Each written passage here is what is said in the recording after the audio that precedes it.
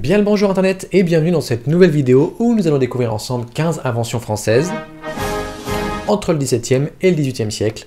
C'est parti pour découvrir 15 inventions françaises.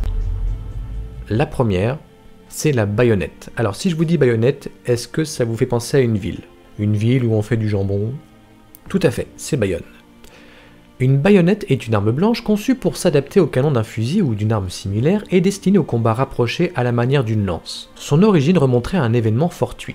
Au cours du conflit sporadique qui agitèrent les campagnes françaises, les paysans de Bayonne se trouvèrent à court de poudre et de projectiles. Alors ils fichèrent leurs longs couteaux de chasse dans le canon de leurs mousquets, confectionnant ainsi des lances improvisées. La deuxième invention est un petit clin d'œil pour les bricoleurs du dimanche comme moi. Le niveau à bulles. Un niveau à bulles est un élément d'un instrument de mesure conçu pour indiquer si une surface correspond à l'angle de référence, souvent une surface horizontale ou verticale. L'instrument contient une petite fenêtre avec une fiole remplie de liquide. Cette fiole contient un liquide souvent jaune, on prend souvent de l'éthanol puisqu'en fait il y a un faible point de congélation, dans lequel une bulle d'air est prisonnière. Le niveau à bulles serait l'invention d'un physicien et écrivain français, Melchisedech Thévenot. Pour fêter cela, voici l'invention numéro 3. Le champagne. Également appelé vin de champagne, est un vin effervescent français protégé par une appellation d'origine contrôlée, l'AOC, dont la réglementation a nécessité plusieurs siècles de gestation. Le champagne est une boisson devenue synonyme de fête ou de célébration.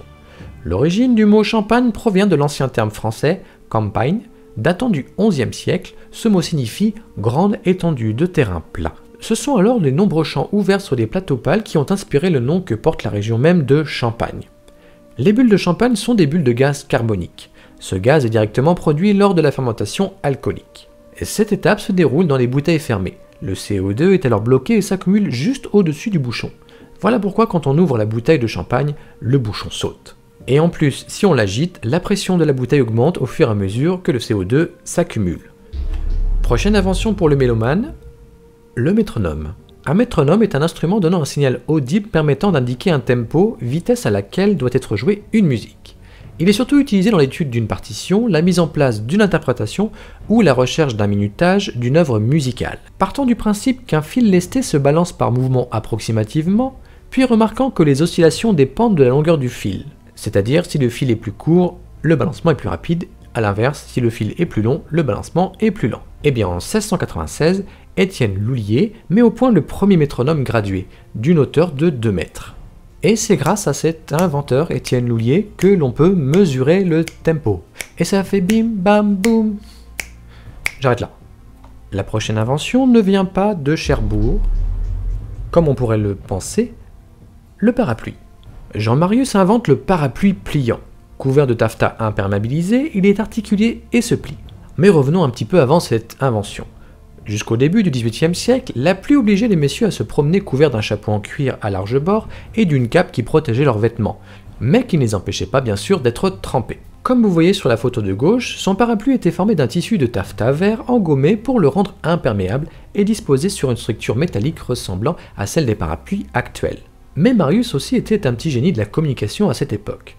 Comprenant que la publicité était indispensable à la promotion et à la vente de son invention, Marius se rendit à Versailles, certain que s'il obtiendrait l'aval de Louis XIV, son invention ne tarderait pas à figurer parmi les objets de luxe faisant de Paris le paradis des fashion victimes de l'époque.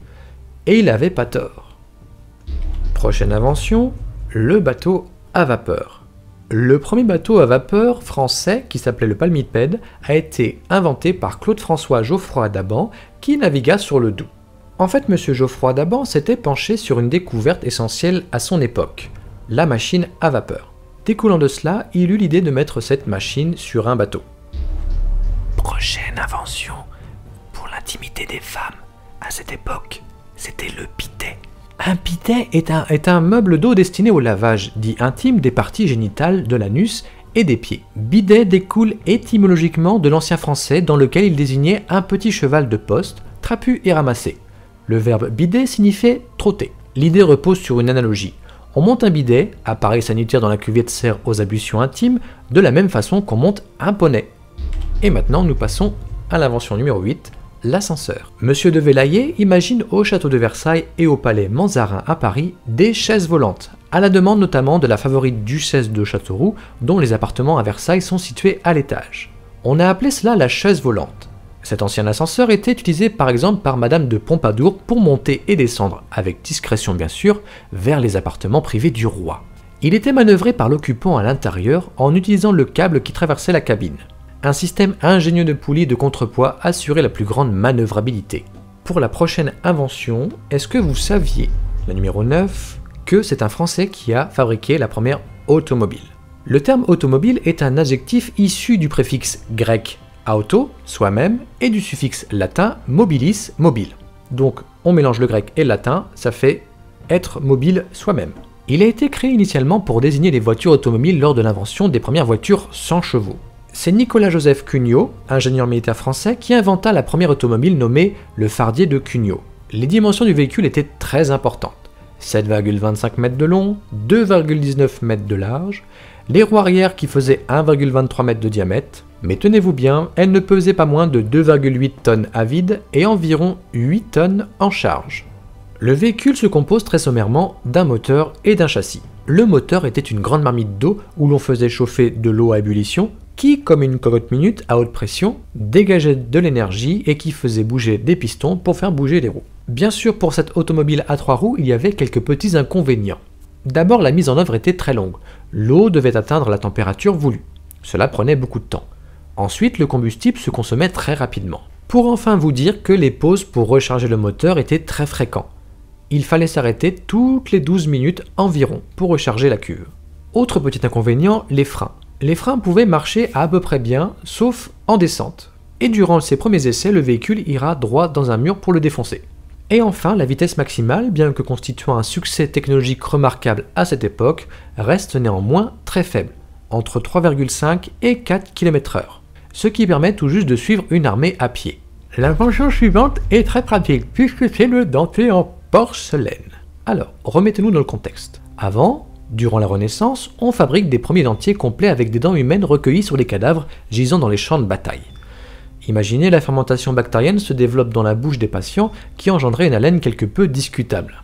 Et en plus, avant l'invention des dentiers en porcelaine, les prothèses dentaires se portaient dans un but uniquement esthétique et n'étaient utilisées en aucune façon durant les repas, compte tenu du fait qu'elles n'étaient pas assurées qu'elles restent dans la cavité buccale.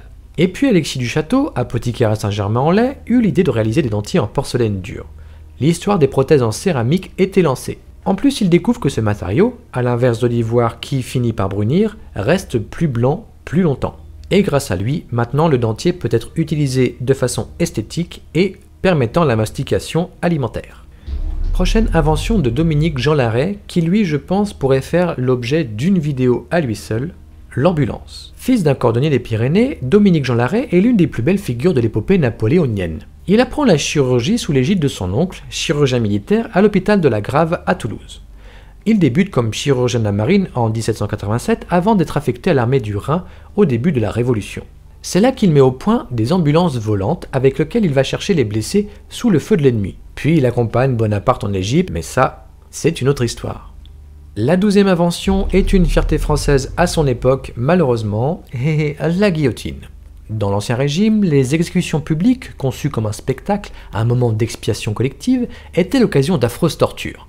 C'était par exemple, selon les profils des condamnés, des pendaisons, le bûcher, l'écartèlement, le supplice de la roue, ou encore une décapitation à l'épée ou à la hache pour la noblesse. Heureusement que cette barbarie s'est arrêtée grâce à l'avènement de la guillotine. Quand en décembre 1789, le bon docteur guillotinat propose à l'Assemblée une machine à couper des têtes, une simple mécanique pour décapiter les condamnés à mort, il pouvait penser qu'il faisait œuvre humanitaire, œuvre de médecins éclairés, de médecins du siècle des Lumières. Peu de temps après, la machine est fabriquée, elle est expérimentée sur des moutons et des cadavres, elle fonctionne très bien, et sa première mise en circulation se fait sur la place de la Grève pour couper la tête d'un criminel qui a volé un portefeuille bourré d'assignats et qui avait distribué au passage quelques coups de couteau, je nomme M. Nicolas Jacques Pelletier. A noter que ce fut une exécution rapide et sans histoire sous les yeux d'une foule dense en place de Grève. Foule d'ailleurs qui trouve le spectacle trop rapide et donc très décevant.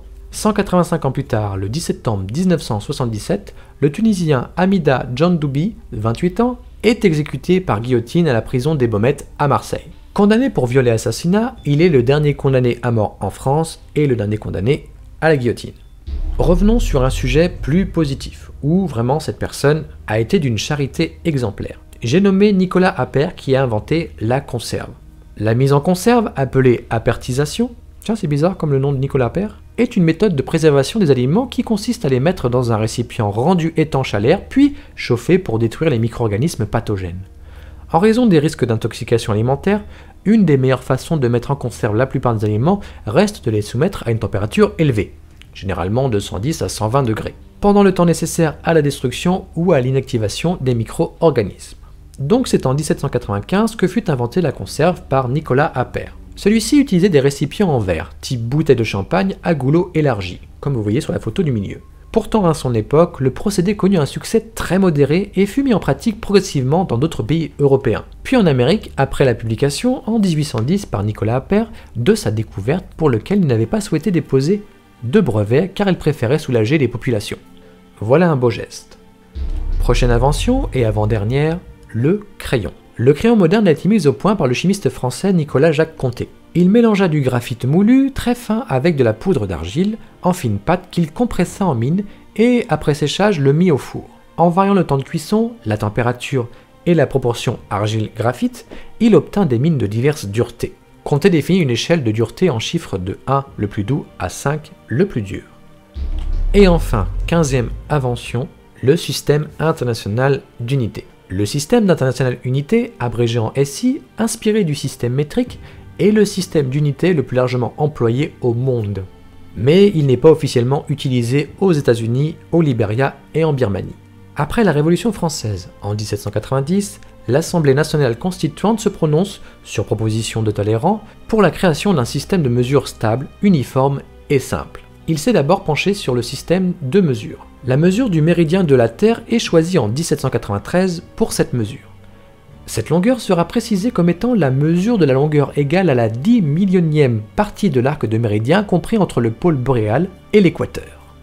Pour résumer, deux savants sont chargés d'effectuer ces mesures qui vont, durant ces temps, mesurer la distance entre Dunkerque et Barcelone. Après avoir défini ce que c'était un mètre, ils ont pu définir les unités de surface et de volume, l'unité de masse, le gramme, et l'unité monétaire, le franc germinal. Merci d'avoir regardé cette vidéo, vous êtes presque bientôt 20 000 abonnés sur ma chaîne Point de Vue sur YouTube. Je vous en remercie, portez-vous bien et moi je vous dis à très vite.